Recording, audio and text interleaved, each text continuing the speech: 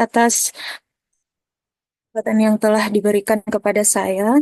Mohon izin pada hari ini saya akan mempresentasikan mengenai kebijakan kurikulum Merdeka di sekolah berdasarkan berbagai sumber atau berbagai artikel-artikel yang saya jadikan sebagai rujukan atau sumber. Langsung saja pada halaman pertama.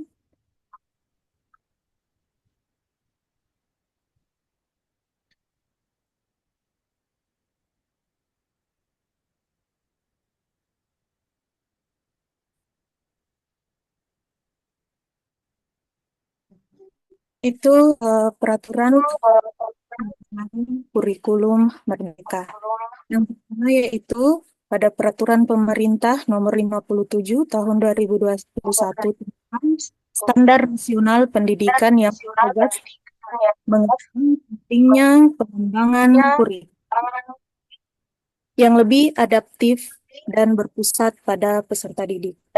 Selanjutnya ada Permendikbudristek Nomor 56 Tahun 2022 tentang penerapan kurikulum dalam rangka pemulihan pembelajaran menyatakan bahwa sekolah menerapkan kurikulum merdeka sebagai opsi kurikulum yang lebih fleksibel.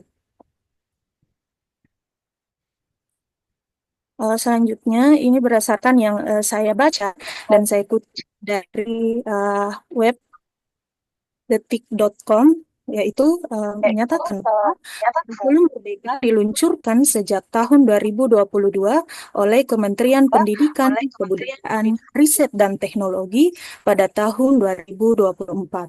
Kurikulum merdeka ditetapkan sebagai kurikulum.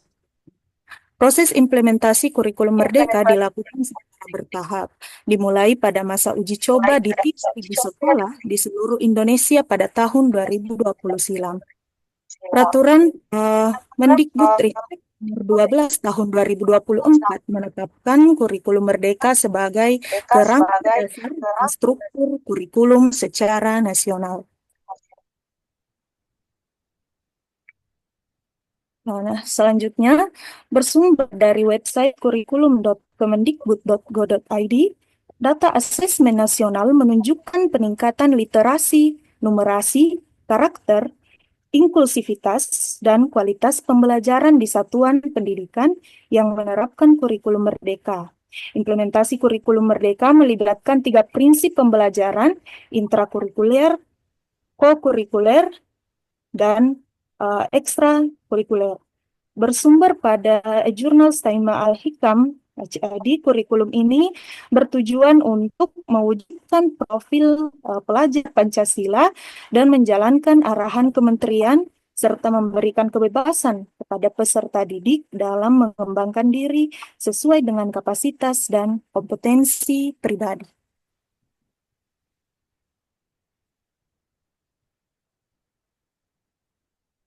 Selanjutnya pada pembahasan beberapa prinsip utama dalam kurikulum merdeka. Yang pertama yaitu pembelajaran yang berpusat pada siswa. Yang dimaksud di sini yaitu berarti siswa aktif dalam belajar dengan guru sebagai pembimbing tentunya. Siswa diberi kebebasan untuk memilih, mengeksplorasi, dan mengembangkan minat serta potensi mereka sesuai dengan kebutuhan dan kemampuan. Salah satu contohnya yaitu penerapan proyek pembelajaran di mana siswa dapat memilih topik yang mereka minati untuk diteliti dan dipresentasikan. Selanjutnya ada fleksibilitas. Fleksibilitas dalam kurikulum merdeka berarti memberi kebebasan kepada guru dan siswa untuk menyesuaikan pembelajaran dengan kebutuhan masing-masing. Hal ini memungkinkan penggunaan berbagai cara atau metode, waktu, dan sumber belajar yang berbeda agar pembelajaran bisa menjadi lebih efektif dan tentunya menyenangkan. Selanjutnya ada penguatan profil pelajar Pancasila. Penguatan profil Pancasila dalam kurikulum merdeka ini bertujuan untuk menanamkan nilai-nilai Pancasila dalam diri siswa seperti gotong royong, keberagaman, dan rasa nasionalisme.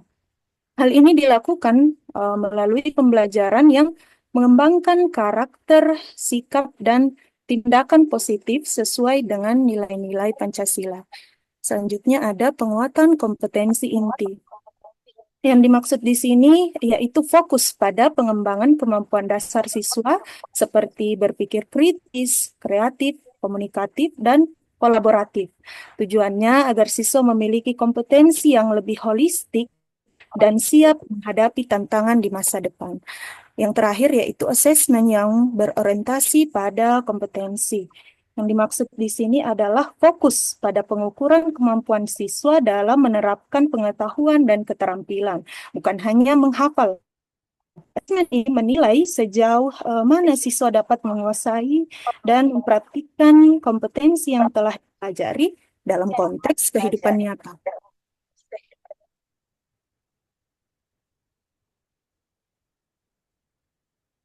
Selanjutnya ada tantangan dalam penerapan kurikulum merdeka di sekolah. Implementasi merdeka mengandalkan penggunaan teknologi dalam proses pembelajaran. Namun tentunya keterbatasan infrastruktur dan akses teknologi terutama di daerah pedalaman menjadi hambatan signifikan. Data menunjukkan bahwa sekitar 20% wilayah di Indonesia masih belum memiliki akses internet yang memadai, sehingga menyulitkan penerapan metode belajar berbasis digital. Tantangan lainnya ialah, meskipun kurikulum merdeka ini bertujuan menyederhanakan administrasi, kenyataannya guru menghadapi beban kerja yang meningkat. Proses perencanaan pembelajaran yang lebih fleksibel dan berbasis proyek memerlukan waktu dan usaha yang ekstra. Yang dimaksud di sini yaitu usaha untuk mengumpulkan berbagai media pembelajaran yang tentunya itu sebenarnya tidak mudah karena guru harus menentukan media yang benar-benar sesuai dengan karakteristik dan membuat siswa tertarik sehingga tujuan pembelajaran akan lebih mudah dicapai.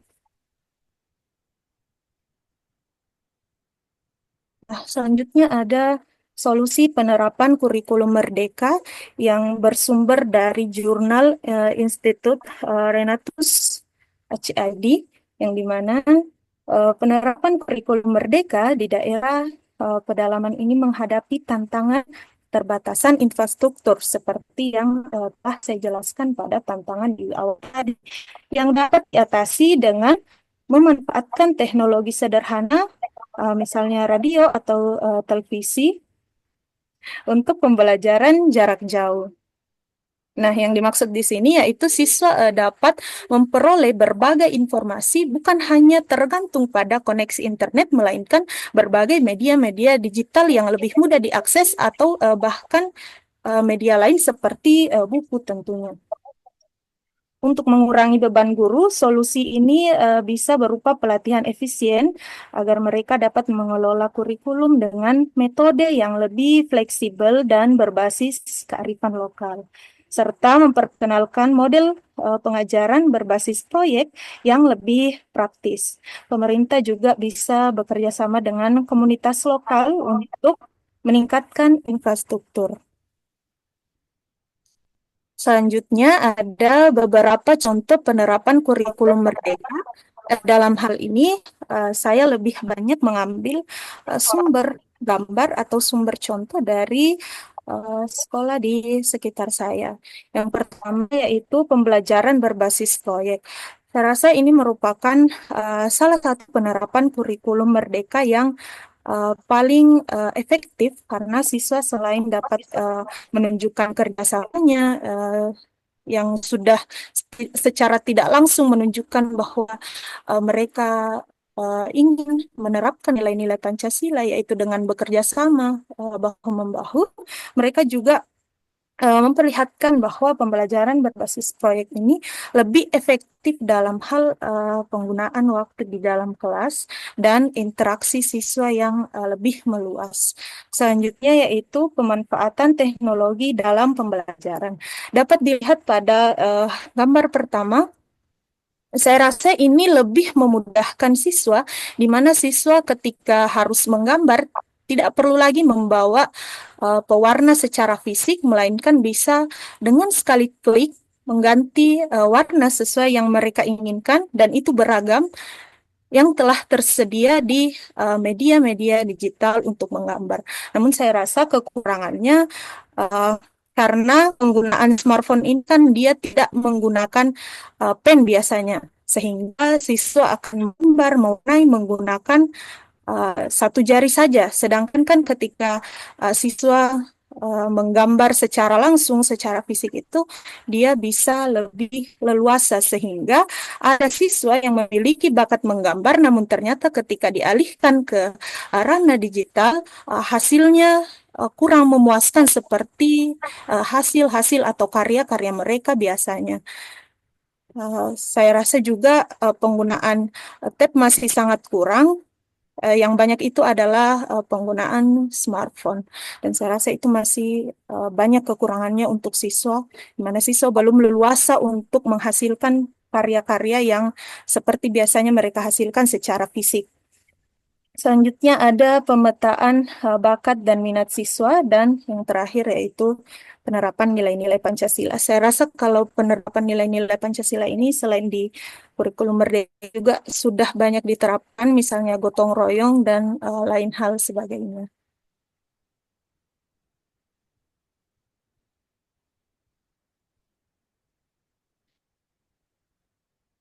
Terakhir, kesimpulannya yaitu penerapan kurikulum merdeka di sekolah bertujuan memberikan kebebasan kepada siswa untuk memilih pembelajaran yang sesuai dengan minat dan kebutuhan mereka, sehingga menciptakan pengalaman belajar yang lebih relevan dan menyenangkan. Dengan pendekatan yang lebih fleksibel, berbasis proyek, dan berorientasi pada pengembangan karakter, siswa dapat belajar secara mandiri, kreatif, dan mengembangkan keterampilan yang bermanfaat untuk masa depan. Mungkin itu saja sedikit yang dapat saya jelaskan. Lebih dan kurangnya mohon dimaafkan. Terima kasih, Pak. Baik, Nur Hasanah. Assalamualaikum. Oke, terima kasih. Anda sudah mempresentasi tentang kurikulum Merdeka dan Anda sudah memberikan strength point pada eh, bagian ya tentang apa ya tadi eh,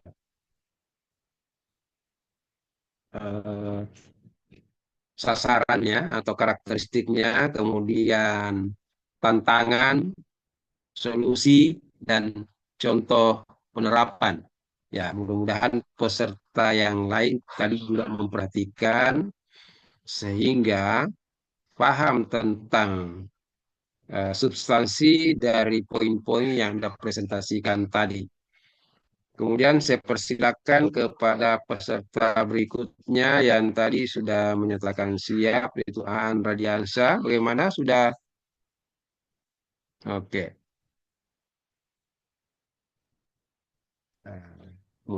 Kurikulum muatan lokal. Ya, terima kasih. Assalamualaikum warahmatullahi wabarakatuh. Waalaikumsalam. Oke, untuk kesempatan kali ini saya akan mempresentasikan tentang kebijakan kurikulum muatan lokal. Oke, next. Yang pertama kita akan membahas tentang landasan hukum. Kebijakan kurikulum muatan lokal ini memiliki dasar hukum yang kuat di Indonesia. Beberapa regulasi yang mendukung implementasi kurikulum muatan lokal antara lain yang pertama itu Undang-Undang Nomor 20 Tahun 2003 tentang Sistem Pendidikan Nasional. Pada pasal 36 ayat 2 menyatakan bahwa kurikulum pada semua jenjang pendidikan harus beragam sesuai dengan satuan pendidikan, potensi daerah, dan peserta didik. Pasal 37 ayat 1 menyebutkan bahwa muatan lokal merupakan bagian dari struktur kurikulum. Selanjutnya ada Peraturan Pemerintah Nomor 57 Tahun 2021 tentang Standar Nasional Pendidikan. Pada pasal 10 ayat 2 menegaskan bahwa kurikulum muatan lokal disusun berdasarkan karakteristik dan kebutuhan daerah. Selanjutnya pada pasal 15 menyebutkan bahwa muatan lokal dapat berubah bahasa daerah, seni budaya daerah, dan keterampilan berbasis kearifan lokal. Next. Selanjutnya ada Permendikbud nomor 79 tahun 2014 tentang muatan lokal kurikulum 2013 yang mengatur bahwa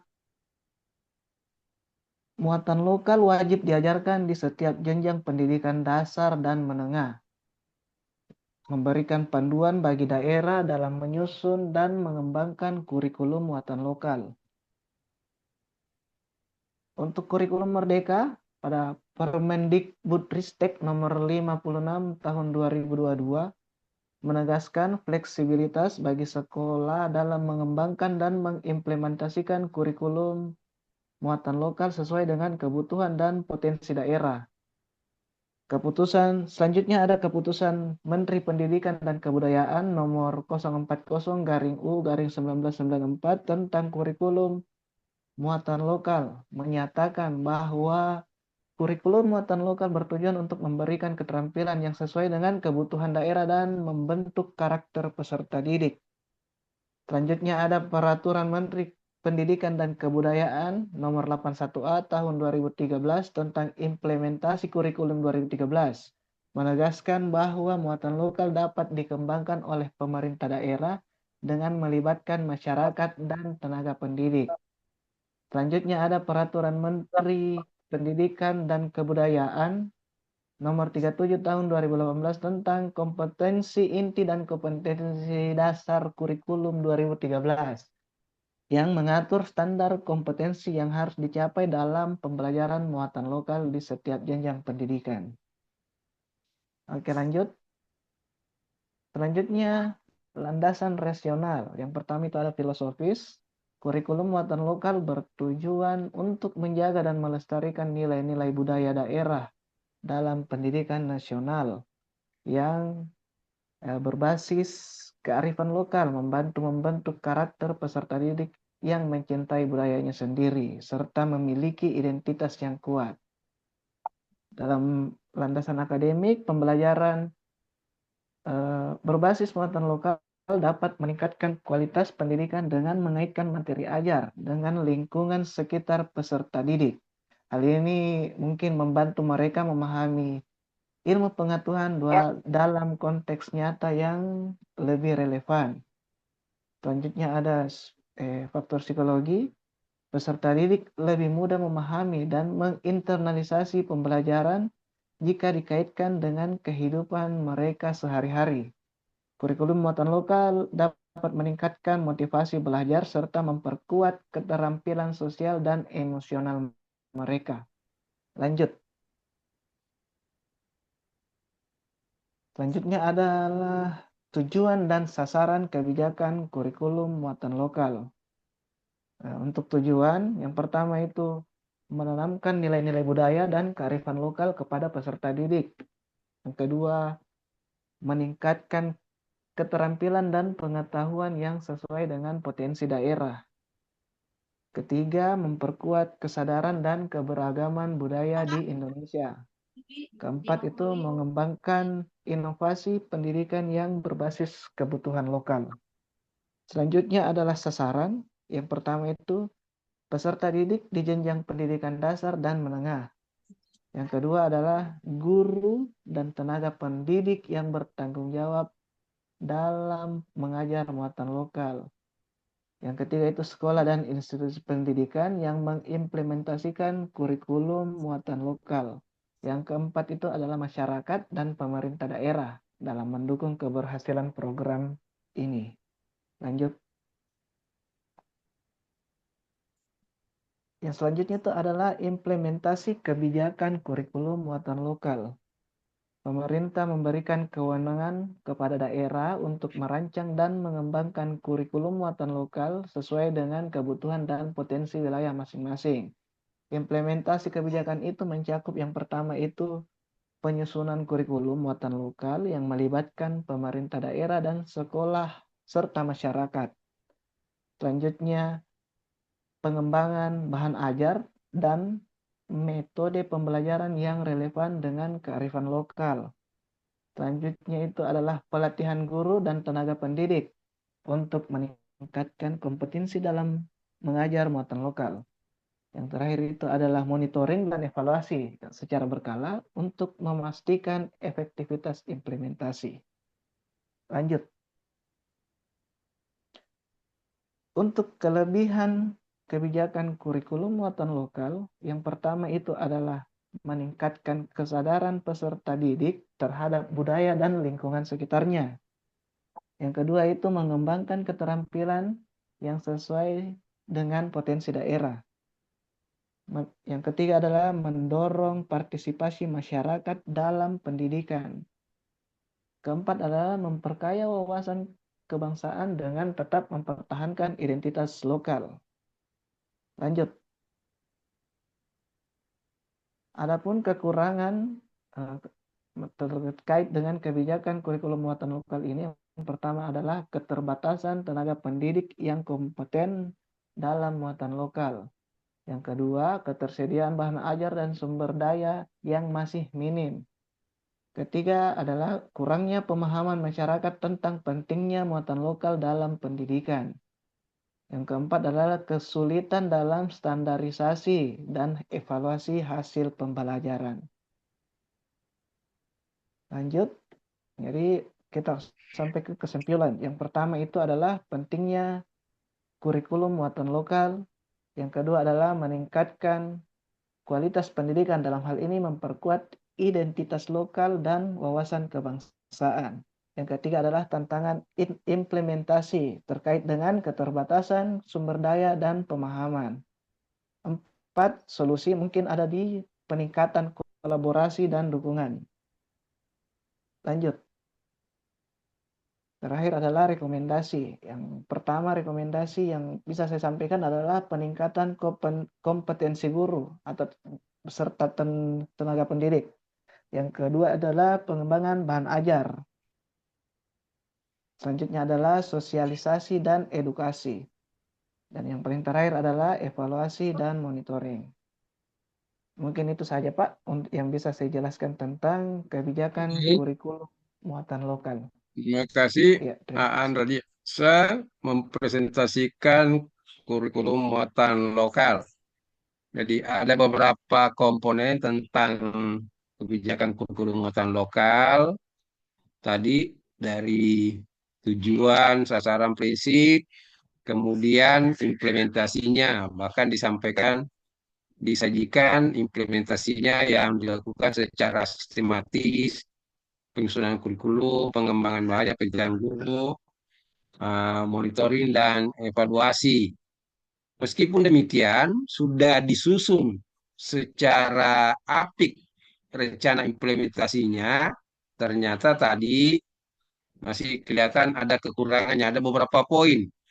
Nah, sedangkan kelebihannya tadi dianggap bahwa eh, muatan lokal itu kebijakan kurikulum muatan lokal itu dalam rangka untuk mengembangkan kesadaran budaya ya generasi mulai di sekolah dan melalui pembelajaran kurikulum muatan lokal. Itu kalau muatannya muatan budaya ya. Nah, juga mengembangkan partisipasi masyarakat. Nah, tentu partisipasi masyarakat yang dimaksud di sini adalah terhadap kebutuhan pengembangan daerah. Ya, jadi kalau misalkan suatu daerah ada sesuatu yang menjadi target untuk pengembangannya, karena itu dibutuhkan daerah itu, kemudian bisa menjadi muatan lokal, dan ketika menjadi muatan lokal di sekolah, maka itu akan secara langsung melibatkan partisipasi masyarakat secara luas di daerah itu, khususnya sekolah yang menerapkan. Tentu ketika itu sudah menjadi kebijakan daerah. Ada peserta yang lain yang mau tampil untuk menambah dari dua orang tadi? Kenapa bisa yang lain belum siap? Padahal ini sudah minggu keberapa ini?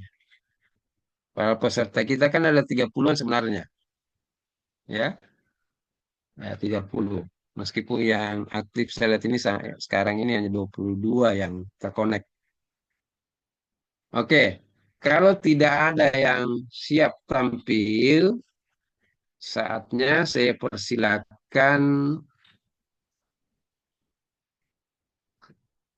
kepada peserta yang lain untuk memberikan tanggapan atau pertanyaan terkait dengan dua kebijakan yang disampaikan oleh peserta tadi. Yang pertama tentang kurikulum merdeka, yang kedua tentang kurikulum muatan lokal. Ya, tentu saja pertanyaan dan tanggapan ini lebih diharapkan terkait dengan implementasi kelebihan dan kekurangan dari sebuah kebijakan dan implementasinya, ya, di mana eh, kelebihan dan kekurangan kebijakan itu, kemudian bagaimana dengan implementasinya, apakah implementasinya sudah sesuai dengan apa yang menjadi eh, tujuan atau sasaran dari kebijakan itu. Bisa juga dikritisi di bagian itu. Kemudian tadi ada rekomendasi, bagus, ada rekomendasi dari peneliti terakhir tadi. Silakan, siapa yang ingin pertama memberikan tanggapan?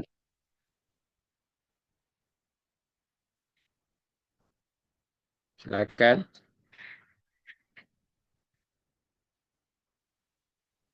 Lesu kelihatannya nih. Jangan,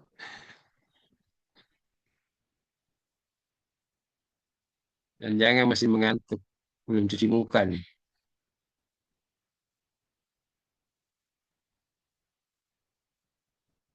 Ada juga peserta yang aktif ini di kamera ini.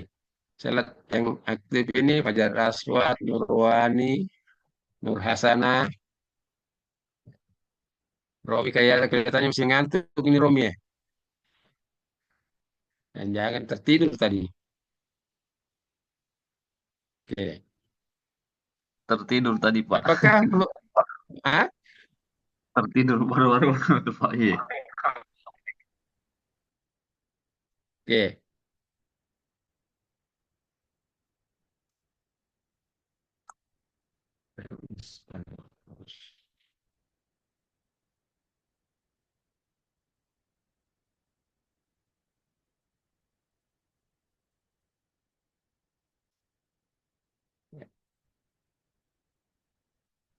Oke. Ah, ini kelihatannya lesu semua ini. Ya. Supaya bermakna apa yang dipresentasikan tadi oleh Aan dan Nur Hasanah, ya sekarang ini saya memberikan kesempatan kepada peserta untuk memberikan tanggapan atau mengajukan pertanyaan atau melakukan apa semacam konfirmasi. Ya. Hai Pak, hai Pak. Oke, silakan Irsan. Ya, terima kasih Pak. Ya, langsung saya tujukan pertanyaan atau Ya, tanggapan lah kepada ya, Kakanda Nur Hasanah, persoalan kurikulum merdeka. Intinya adalah kurikulum merdeka itu belum merata di segala tempat.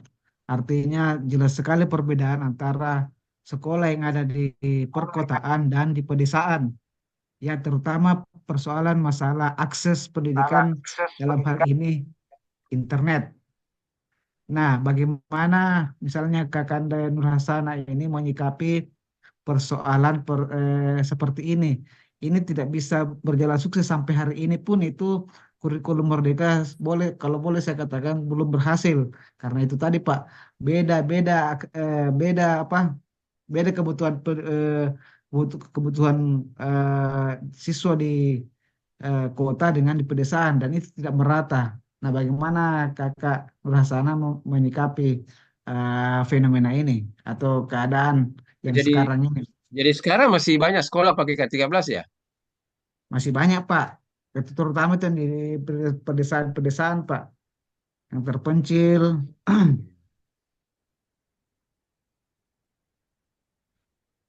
Oke, saya kira ini yang dimintai tanggapan personal ya.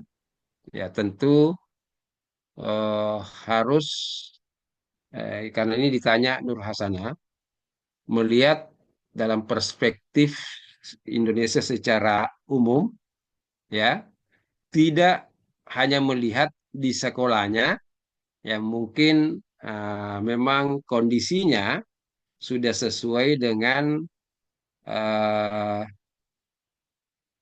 apa namanya infrastruktur yang dibutuhkan di sekolah itu untuk mendukung keterlaksanaan kurikulum Merdeka yang tentu kalau di sekolahnya didukung oleh infrastruktur yang memadai dan bisa dilaksanakan pasti tanggapannya positif ya.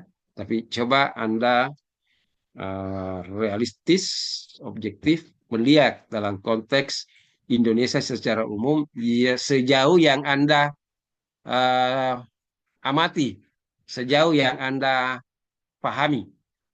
Nah, saya kira tadi mungkin ada juga alternatif-alternatif yang disampaikan, samping ada kelebihan, ada kekurangannya, dan mungkin ada alternatif solusi tadi yang disampaikan. Nah, itu pertanyaan pertama dari Irsan Jafar kepada Nur Hasanah. Eh, kemudian siapa yang berikutnya? Ada yang penanggap Saya berikutnya? Pak, Nurwani. saya Pak, bisa Ya, ya Pak. Baik, silakan. terima kasih. Sebelumnya saya tanya dulu di sekolahnya Nur Hasanah sudah pakai kurikulum Merdeka ya? Kalau di sini sendiri Kak sudah diterapkan kurikulum Merdeka tersebut. Ah ya. Pertanyaan saya, apa tantangan yang dihadapi ketika apa tantangan yang dihadapi di sekolah dan guru ketika beralih kurikulum? Apakah ada keuntungan uh, lebih bagus yang mana gitu? Oke, terima kasih. Oke, jadi Nurwani khusus menanyakan pengalaman Nurhasana menerapkan kurikulum merdeka di sekolahnya. Adakah tantangan yang dihadapi ketika melakukan peralihan? Nur Hasanah masih dapat ke-13 ya? Kalau di sini Dapat. sudah ya Pak, Tapi dapat dapat implementasi ke-13. kalau saya belum Pak. Jadi guru setelah memang ke kurikulum merdeka. Kalau saya baru fresh graduate kemarin Pak, eh, lulusan 2024. Oh, oh jadi tidak sempat eh, mendapatkan K13 ya? Belum sempat Pak, cuman Oh, oke. karena Nah, cuman kenapa? cuman karena ibu di rumah juga seorang guru, jadi saya kadang-kadang ikut bantu kalau lagi proses administrasi pada saat masih penerapan kurikulum K13 tersebut. Oke, nanti kita dengarkan. Tentu akan berbeda cara pandang yang pernah mengalami pembelajaran dengan bertolak dari penggunaan kurikulum K13, kemudian beralih menjadi kurikulum merdeka. Tentu berbeda pandang. Kalau Nur Hasanah ini tidak merasakan bagaimana mengajar dengan menggunakan K13. Ya, tapi bukan berarti dia tidak mengetahui sama sekali tentang K13 karena rupanya ibunya adalah guru yang pernah menerapkan K13 dan atau kalau ibunya apa sudah pensiun masih masih aktif. Masih Pak tahun depan sebelumnya. Oh, guru bidang studi apa? Kalau Ibu eh, bahasa Arab. Oh, bahasa Arab. Ya, tapi sudah beralih juga ke kurikulum Merdeka ya. Sudah, Pak. Ya, oke. Satu lagi, ada yang masih ada? Saya Pak. Romi, silakan Romi. Baik, terima kasih. Saya mohon maaf ini Pak karena terlambat masuk di room. Eh, saya ingin bertanya terkait dengan di kebijakan muatan lokal. Eh, saya perhatikan di beberapa sekolah muatan lokal ini sudah tidak ada. Namun pada dasarnya sebenarnya semua daerah pasti ada potensi lokalnya. Nah, yang ingin saya tanyakan bagaimana cara mengintegrasikan muatan lokal ini dengan semua mata pelajaran.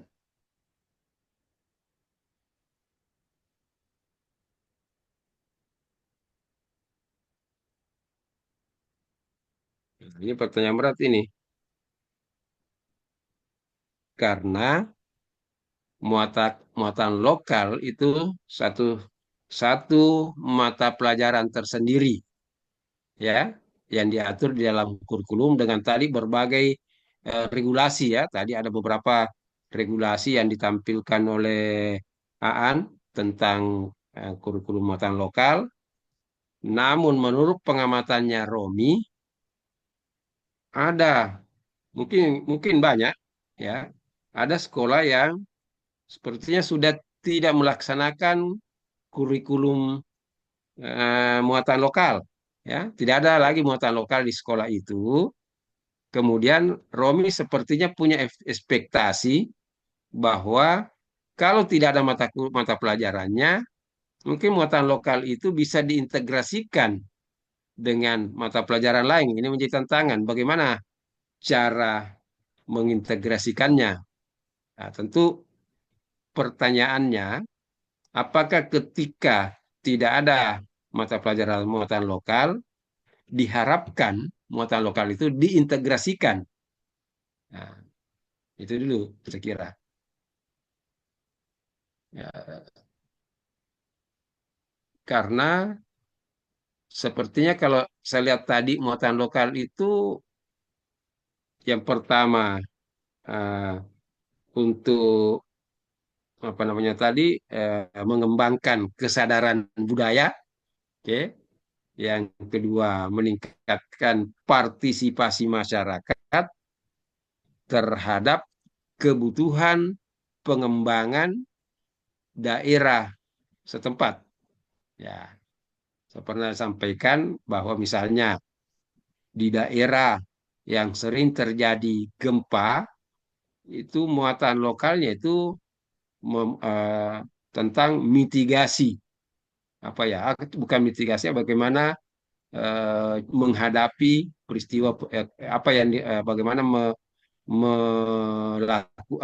bagaimana menghadapi kalau terjadi situasi seperti itu ya. Itu yang menjadi muatan-muatan lokal.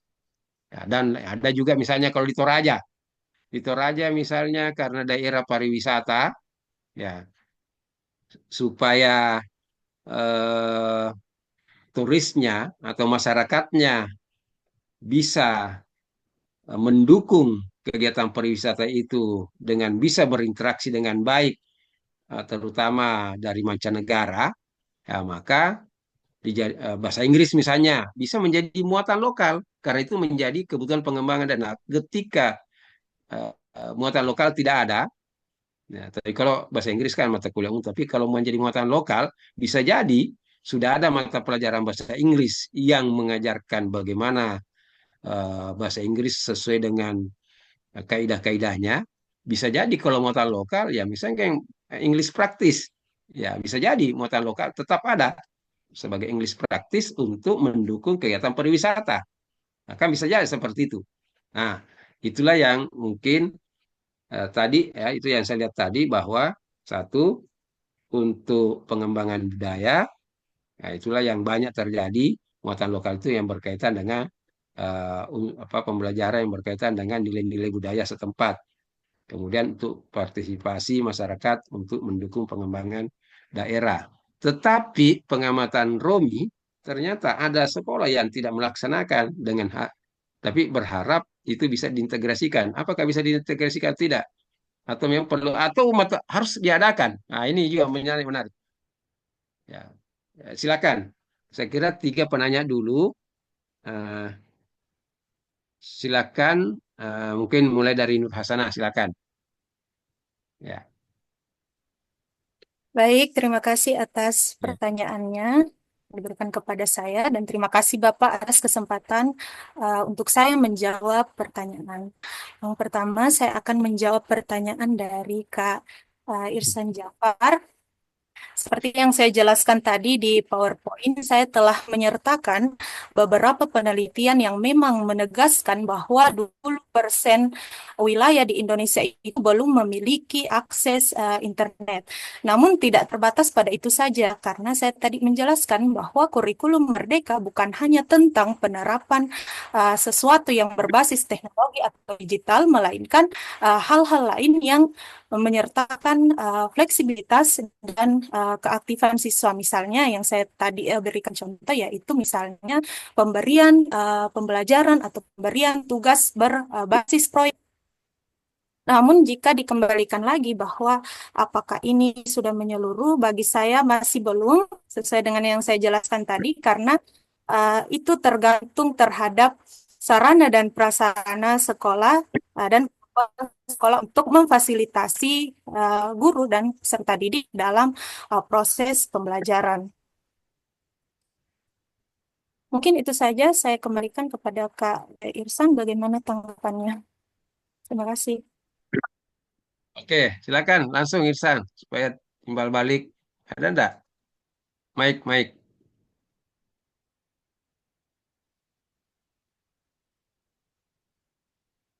Itu mute, termute dia punya mic. Saya kira mencari mic, Pak Kak Irsan.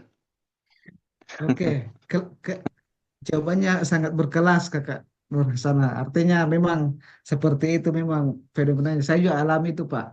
Tapi kalau di sekolah saya dari tahun pertama diberlakukan itu sudah diterapkan. Tapi ya kembali ke kesiapan tiap sekolah memang itu. eh di mana kurikulum Merdeka itu bersifatnya fleksibel. Ya tergantung potensi apa yang ada di sekolah masing-masing Pak. Tidak bisa memaksakan. Begitulah kurikulum Merdeka yang saya tahu Pak. Di Nah, kelas Kakak. kalau pertanyaannya Nurwani tadi, sekalian. Baik, untuk pertanyaan Kak Nurwani, terima kasih sebelumnya. Jadi ketika ingin membandingkan, tentu kurikulum baru itu tercipta untuk adanya pengembangan. Kita pernah mendengar bersama sepertinya pepatah, didiklah anak sesuai dengan zamannya. Dan kita tidak bisa menutup mata bahwa sekarang memang adalah zamannya teknologi. Namun, kekurangan yang saya lihat di sini, saya ambil contoh dari ibu saya sendiri, bahwasanya kesulitan yang sangat besar dalam hal administrasi, dalam hal penyediaan media pembelajaran yang biasanya dia hanya mengajar secara tradisional, misalnya menyampaikan dengan metode ceramah, sekarang dia harus menyertakan berbagai media-media yang bahkan itu bersumber dari teknologi yang sebenarnya dia pun belum paham akan hal tersebut.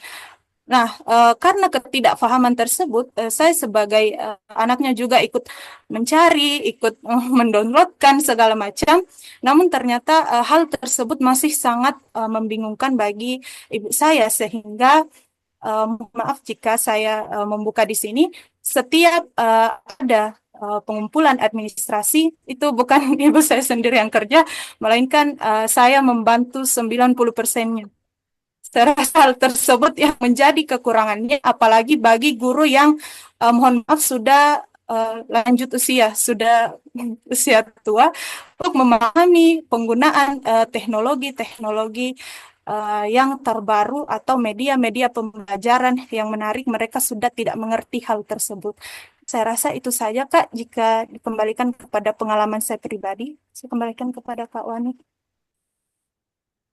Oke, jadi kelihatannya memang eh, guru yang mungkin ya pengangkatan pada apa atau generasi-generasi tertentu itu sudah perlu diupdate, ya, perlu diupdate terutama kompetensinya dalam bidang teknologi, ya, pemanfaatan teknologi.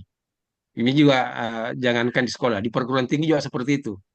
Jadi dosen-dosen yang sudah senior mungkin lebih banyak yang berpikir tentang konsep, sehingga yang sifatnya teknis itu tidak terlatih untuk diupdate skillnya, sehingga lebih banyak dibantu oleh dosen-dosen muda termasuk saya. Jadi ada kendala-kendala teknis, langsung dosen muda, karena rupanya orang muda ini lebih cepat update, atau memang fokus lebih lebih tertarik untuk mengupdate dalam hal-hal sifat teknis teknis seperti itu. Sehingga saya kira ini memang mungkin juga bisa menjadi satu catatan supaya eh, orang yang senior itu tidak dipandang tidak update, tidak dipandang eh, kurang kebermanfaatannya, ya, tidak dipandang kurang perannya, mungkin masih perlu memang diberikan latihan-latihan, terutama pemanfaatan teknologi, ya. Nah, dan memang kondisi real seperti itu, ya. Tapi memang apakah kurikulum merdeka sekarang ini sudah sangat terikat pada pemanfaatan teknologi? Ini saya yang bertanya ini. Eh, Sepanjang pengalaman Anda menerapkan kurikulum merdeka di sekolah, Kurang lebih apakah sangat sekitar hmm, 80% lah, Pak. Ah, jadi memang Iya, bergantung Pak. sama teknologi, ya? Iya, Pak. Oke, Fleksibel juga. ya.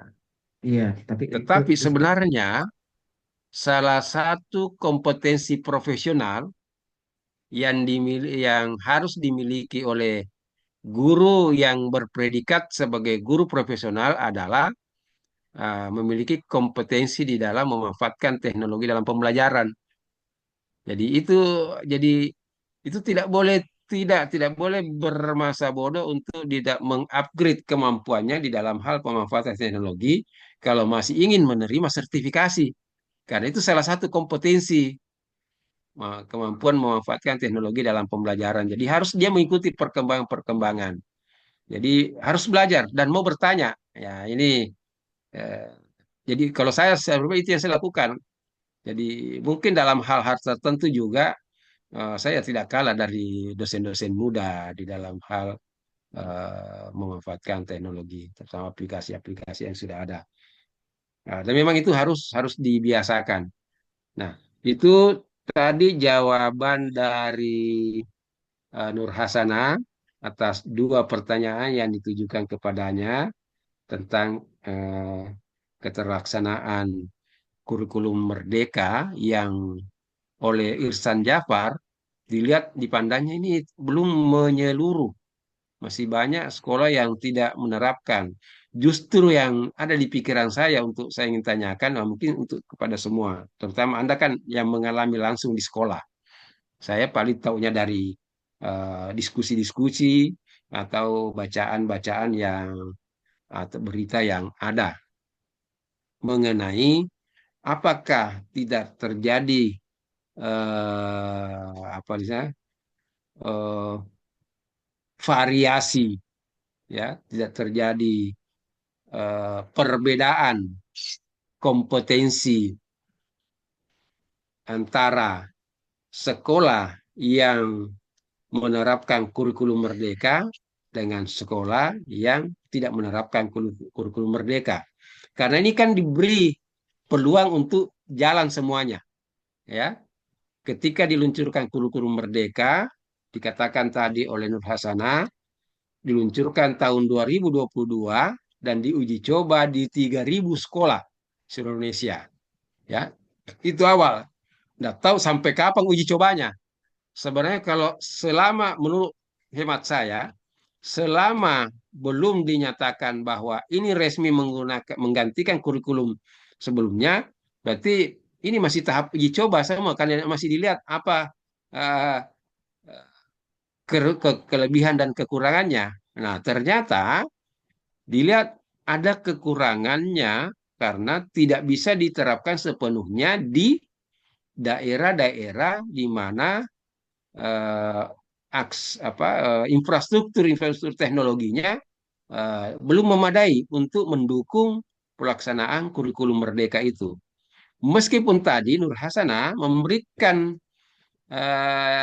alternatif solusi yang menggantikan mungkin teknologi yang berbasis online, ya, radio, televisi, ya, ya, radio, televisi mungkin bisa dipakai untuk mencari informasi-informasi yang disiarkan, tetapi itu kan tidak bisa diakses kalau sudah lewat.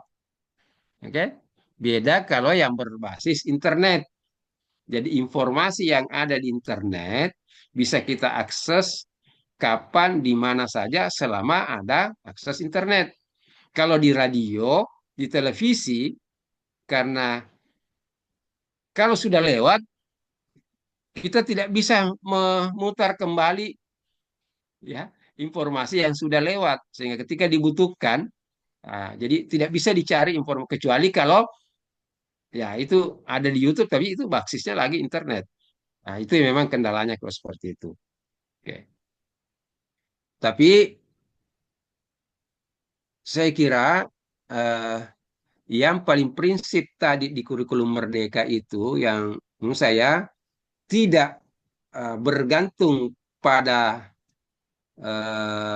teknologi, ya, adalah prinsip pembelajaran yang berpusat pada siswa, dan itu sudah ada di kurikulum namanya CBSA. Saya tidak tahu CBSA di tahun tahun berapa, tahun 80-an, ya, tahun 80-an atau tahun 70-an itu namanya cara belajar siswa aktif.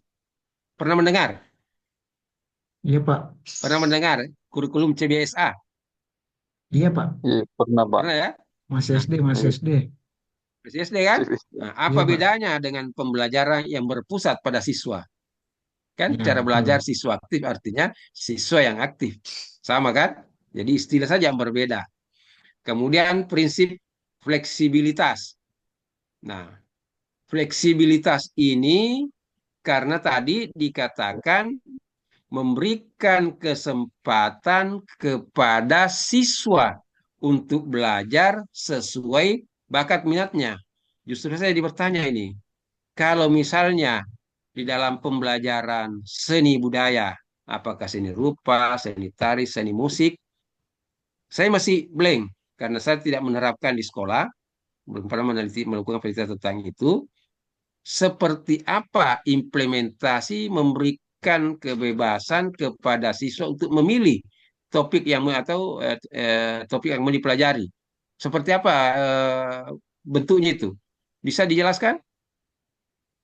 Bagaimana maksudnya itu? Prinsip fleksibilitas memberikan kebebasan kepada peserta untuk belajar sesuai bakat, minat, atau kecenderungannya. Nah, Apakah ini di dalam kegiatan kurikuler atau ekstrakurikuler? Silakan. nah, baik, kalau Ya. berbicara mengenai bakat itu bisa masuk ke ekstrakurikulernya. Entahkah dia mau masuk eskul apa atau ekstrakurikuler seperti apa yang sesuai dengan bakat dan minatnya. Namun dalam hal pembelajaran, saya ambil contoh misalnya siswa diberikan tugas untuk menggambar. Ini tidak terpaku bahwa siswa harus menggambar bentuk gunung saja, melainkan siswa diberikan kebebasan untuk mengeksplor, untuk mengkreasikan, tidak terbatas pada pewarna krayon saja atau pewarna pensil warna saja, namun bisa siswa memilih sendiri media-media untuk menghasilkan karya yang bisa lebih sesuai dengan keinginannya dan bisa lebih menampilkan kemampuannya dalam hal hasil karyanya. Mungkin seperti itu saja berdasarkan pemahaman saya, Pak. Jadi fleksibilitasnya dalam kegiatan pembelajaran sesuai dengan kurikulum, misalnya ya, seperti yang dijelaskan tadi Nur Hasana, kegiatan belajar menggambar, menggambar mengikat, oke? Tetapi pilihan media, pilihan objek, ya, itu yang fleksibel ya. Di situ fleksibilitasnya. Jadi di makna fleksibilitasnya seperti itu ya menurut penjelasannya ya. Tetapi kegiatannya menggambar. Nah, sehingga tentu yang menjadi poin di situ adalah kompetensi yang apa yang ingin dikembangkan dalam kegiatan menggambar itu yang bisa dicapai melalui menggambar objek apapun dengan media apapun. Karena dia fleksibel objek dengan medianya. Ya, tetapi yang mengikat menggambarnya. Berarti harus kita menetapkan sebuah kompetensi yang akan dicapai dalam pembelajaran itu yang tidak mengikat objek dan media. Nah, jadi saya memahami bahwa makna fleksibilitas dalam penerapan kurikulum merdeka versi Nur Hasanah tadi seperti itu. Nah, mungkin kalau peserta yang lain mungkin lain. Nah, kemudian penguatan profil Pancasila. Jadi ini sebenarnya penguatan profil Pancasila itu istilah yang dimunculkan dari kurikulum merdeka yang di dalam K13 disebut pendidikan karakter. Oke. Di kurikulum-kurikulum sebelumnya disebut sebagai nurturan efek. Nurturan efek itu artinya eh, sikap sikap positif yang harus atau yang harus turut dikembangkan di dalam pembelajaran ya tidak dituliskan sebagai tujuan pembelajaran tetapi itu melekat pada kegiatan pembelajaran dan sikap-sikap positif yang mau dikembangkan itulah yang melekat pada kegiatan pembelajaran sehingga kegiatan pembelajaran itu disebut sebagai kegiatan pendidikan karena ada pengembangan nilai, membangun sikap meskipun tidak dituliskan di dalam tujuan itulah yang disebut nurturan efek. Ada yang menyebut hidden kurikulum, kurikulum tersembunyi. Nah, jadi menurut hemat saya, penguatan profil Pancasila juga ini bukan sesuatu yang baru kontennya, tapi istilah profil Pancasila baru lagi dimunculkan. Saya tidak tahu apa dasar berpikirnya sehingga menyebut profil Pancasila. Karena pikiran saya kalau profil Pancasila ya harusnya 5 sila itu yang coba dijabarkan dan bagaimana mewujudkan di dalam perilaku sehari-hari. Nah, jadi ini sama dengan pendidikan karakter. Kemudian asesmen yang berorientasi pada kompetensi. Ya, pengukuran. Asesmen itu adalah pengukuran berorientasi pada kompetensi yang diukur adalah kompetensi dan saya kira sejak dulu memang sudah seperti itu. Jadi sebenarnya menurut saya tidak ada yang baru sama sekali kalau yang itu ya. Nah, mungkin yang tadi baru ini karena menekankan pada pemanfaatan teknologi dalam pembelajaran. Ya, oke. Kita beri dulu kesempatan kepada Aan karena ada pertanyaan tadi dari Romi tentang adanya sekolah yang tidak melaksanakan kurikulum muatan lokal. Kemudian bayangannya, Romi, kalau tidak ada lagi mata pelajaran muatan lokal di sekolah itu, ya seharusnya mata pelajaran lain mengintegrasikan muatan lokal ke dalam mata pelajarannya. Bagaimana pandangannya Aan Radiansa? Aan Radiansa, gimana? Ya Oke, Pak, terima silakan. kasih. Assalamualaikum warahmatullahi wabarakatuh.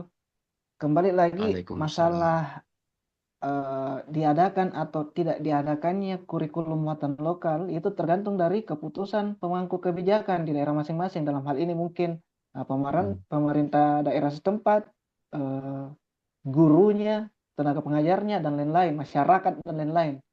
Semua berhubungan dalam eh, keputusan ini. Selanjutnya saya bilang seperti ini.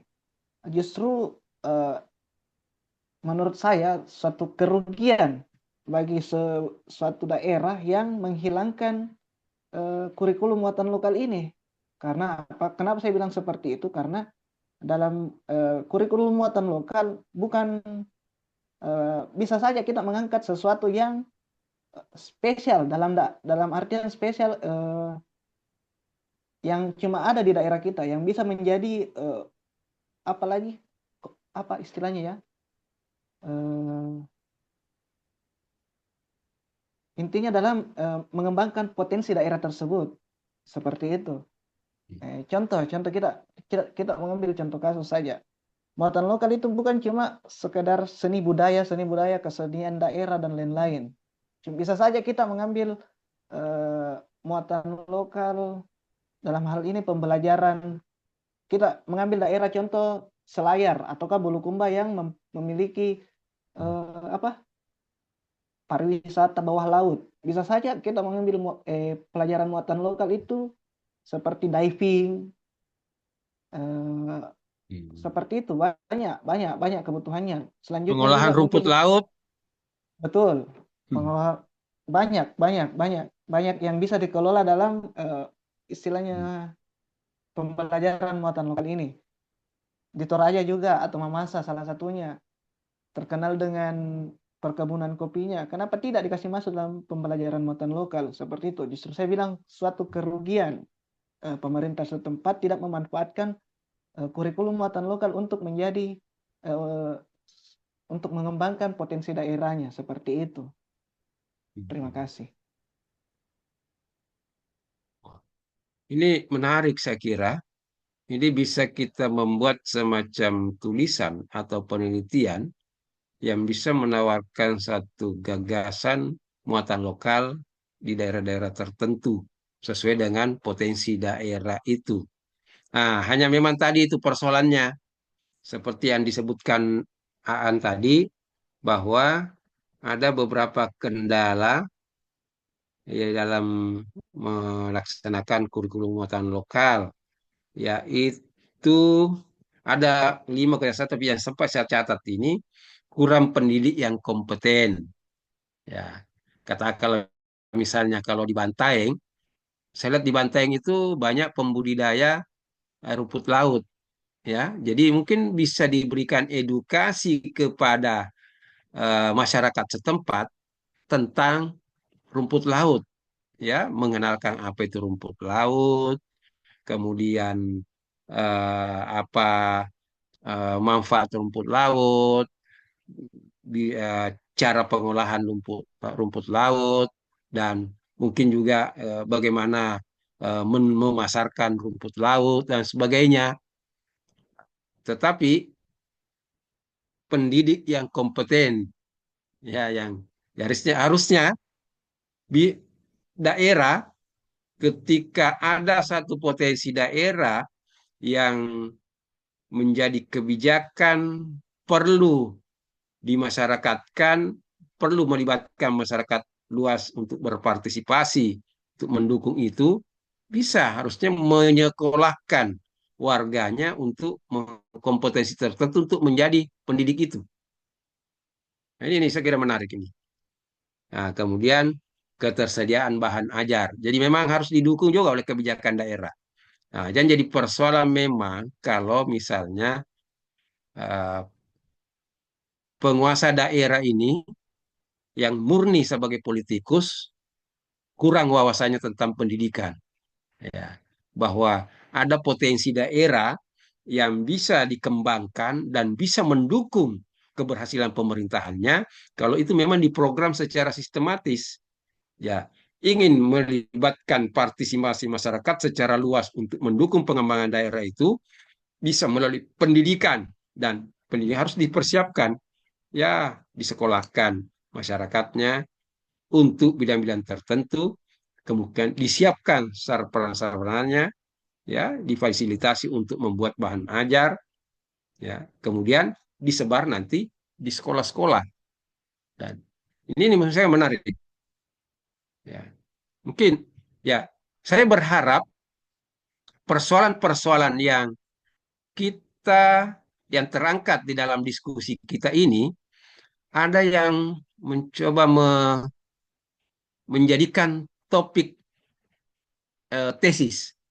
Ya, saya berharap dari eh, apa namanya masalah-masalah yang muncul, ya, hal-hal yang kita diskusikan, saya berharap di antara peserta ini ada yang mengambil topik-topik penelitian yang mungkin bisa bisa betul-betul dikaji secara mendalam dan betul-betul memberikan manfaat karena kita berangkat dari hasil diskusi, ya. Karena, dan ini keluar dari konteks mata kuliah ini, ya, karena saya melihat ada banyak judul atau topik tesis yang ditulis mahasiswa mungkin karena bingung mencari atau hanya ikut-ikutan, kadang-kadang kurang jelas apa sebenarnya yang ingin digali, manfaat apa yang ditawarkan dari hasil penelitian itu. Padahal dari diskusi seperti ini ada banyak topik-topik penelitian yang menarik yang kita bisa angkat, termasuk berkaitan dengan pendidikan muatan lokal di sekolah. Ya.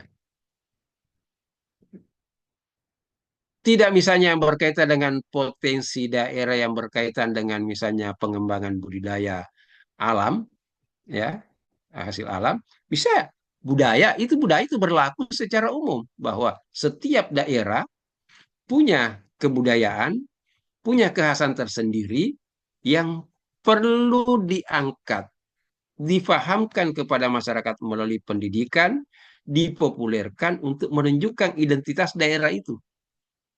Ya, itu berlaku secara umum karena di mana-mana setiap daerah.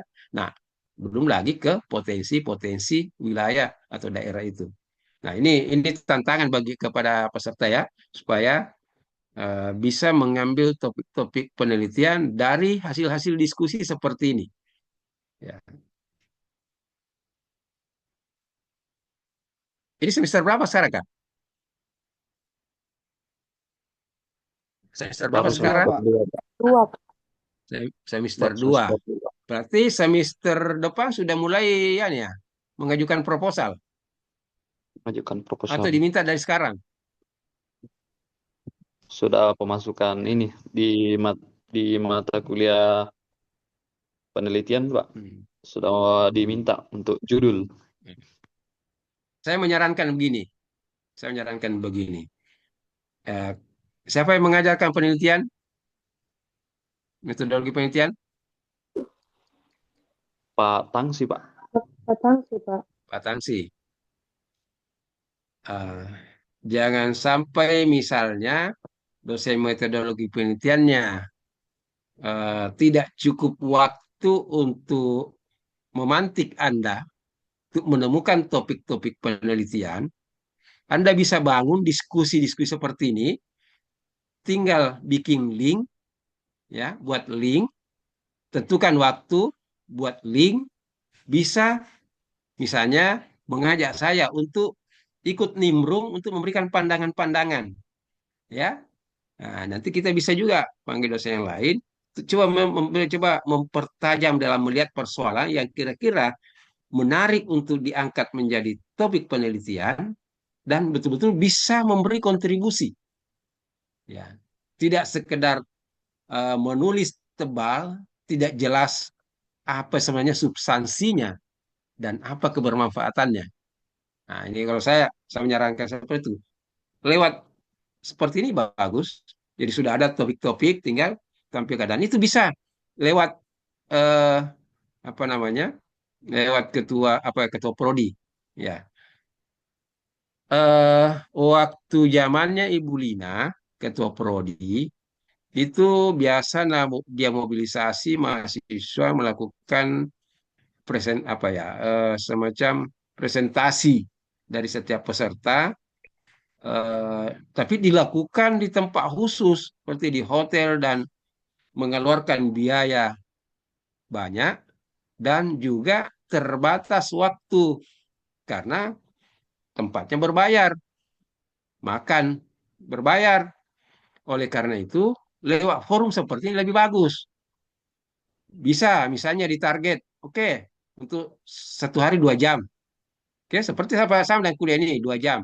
Mungkin nanti berikutnya siapa lagi yang mau presentasi supaya kita bisa bahas dalam rangka mengarahkan topik penelitian supaya betul-betul yang diteliti itu sesuatu yang substantif, ya, lebih bermakna. Ya, aku bilang ada yang saya bimbing saat ini, yang kemarin itu kelihatan kalau dari awal yang bersangkutan bingung sebenarnya, ya kayak hanya ngikut-ngikut ngambil dari kanan kiri kanan. Kemudian Prof. Sofyan karena melihat bahwa ini sepertinya tidak paham apa yang dia mau lakukan, diarahkan sehingga berkali-kali dia mengundang. Nah, kemudian alasan dengan kesibukan karena dia punya jabatan,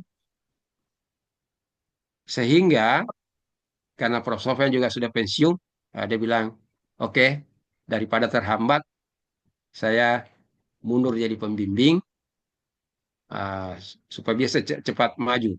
Nah, persoalannya nih, biar cepat maju kalau uh, kurang paham apa yang dia mau lakukan, tidak terarah dengan apa yang dia mau lakukan, itu menjadi uh, kekurangan juga nanti pada saat mereka menyusun membuat tulisan. Jadi ini tantangan saya bagi Anda semua supaya bisa apa mengambil manfaat dari sini untuk kepentingan penulisan tesis. Ya, itu tantangan saya. Saya kira banyak hal-hal yang menarik untuk diangkat di sini. Tinggal kita diskusikan supaya bisa lebih spesifik. Ya, kadang-kadang gitu kalau orang tidak terbiasa meneliti terlalu luas yang dia ingin jangkau, tapi akhirnya susah dijangkau semua dan tidak mendalam. Jadi prinsipnya dalam meneliti sempit tapi mendalam. Ya, apalagi sudah tesis. Ya. Nah, ini yang tantangannya kita di pendidikan seni. Kalau dilihat oleh program studi lain, mungkin kajian-kajian kita sangat dangkal. Dianggap ini penelitian-penelitian S1. Karena tadi kemampuan untuk membangun kerangka pikir itu yang masih kurang. Nah, itu perlu diskusi seperti ini bisa dimanfaatkan. Oke.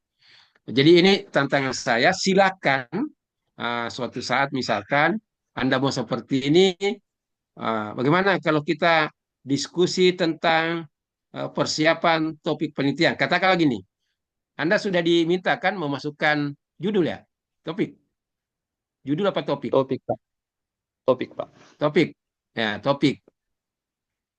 Nanti bisa buka forum seperti ini untuk berdiskusi, untuk bisa mengarahkan. Nanti bisa kita diundang dosen yang dianggap bisa membantu mengarahkan. Ya.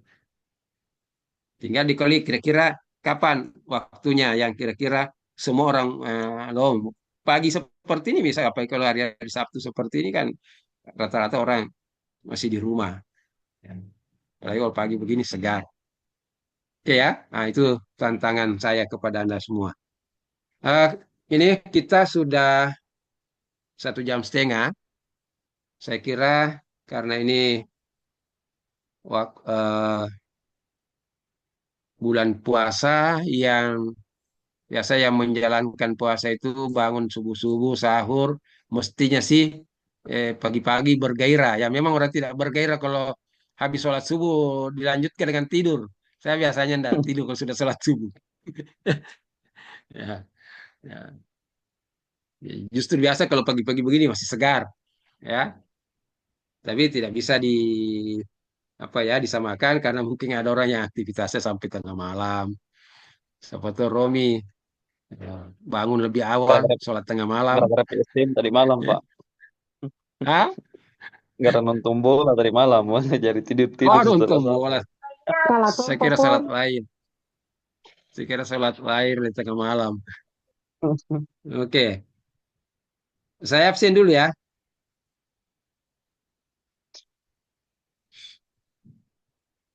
Fajar Aswad, Hadir, Pak. ada. Andi Sultan, ada Andi Sultan. Di ya, di screenshot, diaktifkan baru screenshot. Romi, Hadir, Pak. Andi Ardian, Andi Ardian, nggak ada. Hari minggu lalu juga Andi Ardian nggak masuk ini. Ihsan Jafar, Ya Pak, hadir Pak. Fahri Ramadan, Fahri, nggak ada. Nur Rusak HP-nya, Wahidatul Pak. Adawiyah, hah? Pak, Lagi rusak HP-nya, Pak. Fahri. Kenapa Fahri? rusak HP-nya beda, Pak. Hmm, oh rusak HP-nya. Nah selama ini pakai HP. Iya, Pak. Begitu ya. Nur Wahidatul Adawiyah, Hadir, Pak. ada. Ahmad Jabal, Hadir, Pak. Muhammad Fadli, Fadli. Fadli Helen aktif ya? Mengundurkan diri. Di kuliah lain juga tidak aktif. Saya bertanya, apakah di mata kuliah lain juga tidak aktif? Fauzia Ramadan, Fauzia nih. Ada Hadir, Fauzia? Pak. Hadir, Pak.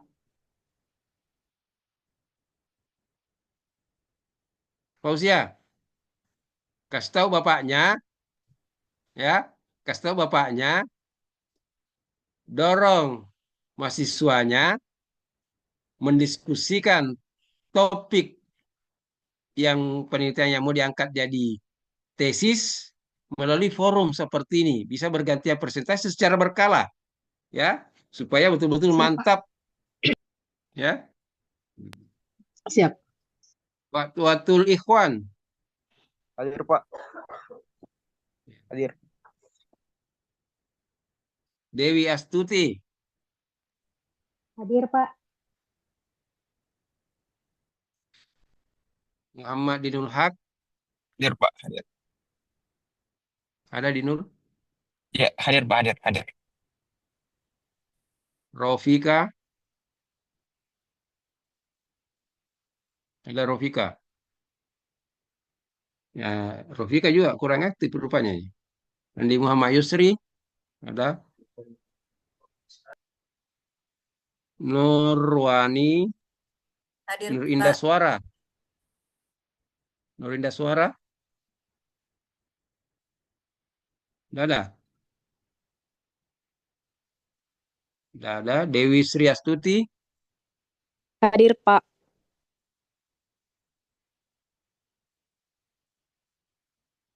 Dewi Sri Astuti, lain Dewi. Dua ini Dewi ya. Dewi Astuti dengan Dewi Sri Astuti.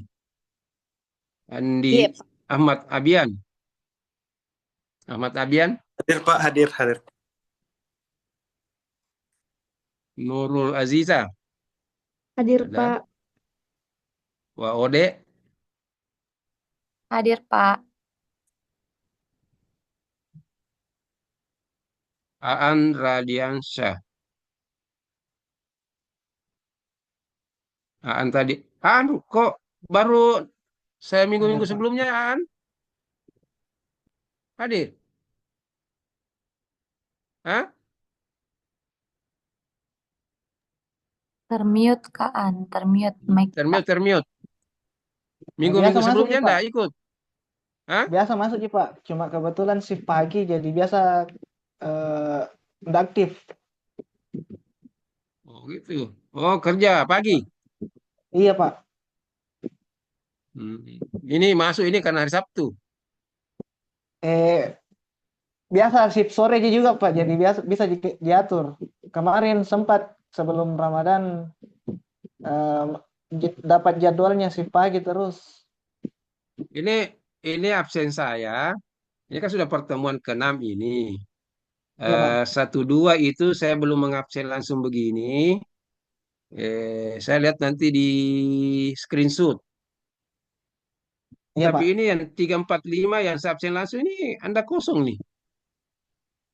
Iya Tiga Pak. empat lima. Sempat masuk baru keluar lagi Pak. Jadi kebetulan shift pagi di situ. Oke. Siti Hartati. Iya Pak. Hadir, Pak. Oke. Ramla. Ramla tadi kayaknya deh. Ramla. Ada tadi ya? Mana tadi Ramla? Nggak ada. Andi Purnama. Oh, kali ini ya. Berduka. Berduka, Pak. Nur Hasana. Hadir. Ada Nur Hasana. Hadir, Pak. Ya. Hasana yang presentasi tadi. Wanda. Hadir, Pak. Desi Rahmadani. Desi ada. L61. Hadir, Pak. Grace. Kenapa L61 juga kuliah ini tidak aktif ya? Sufianto ada. Hadir, Pak. Oke, saya ulang ya. Yang tidak tercatat tidak hadir hari ini, Andi Ardian, Muhammad Fadli. Muhammad Fadli hadir, Pak. Oh, ada. Ya, tadi di perjalanan, Pak.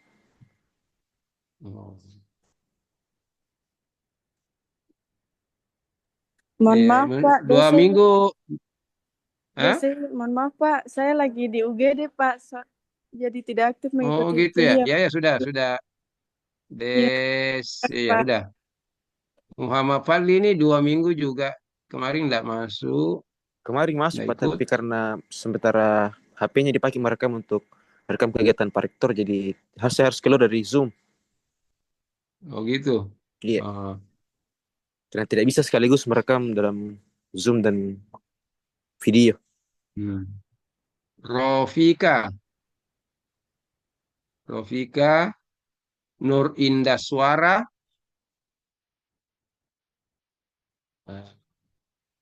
Ramla ada tadi kayak Ramla. Oh, ada. Hadir Oke. Pak. Oke ya. Jadi tinggal satu kali kesempatan kita untuk memberi kesempatan Anda untuk presentasi, yaitu pertemuan berikutnya. Nah, minggu ke-8, kalau misalnya dosen kedua sudah mau masuk, tidak apa-apa, karena ini kemarin itu agak telat ya kita memulai. Di pertemuan pertama, minggu pertama, telat ya. Karena kalau kita gunakan waktu pas 8 kali pertemuan itu, jamin tidak dipakai oleh nanti kurang waktunya ya sudah harus masuk nilai. Nah, untuk pertemuan ke-8 saya tidak perlu Zoom seperti ini. Nanti saya lewat chat.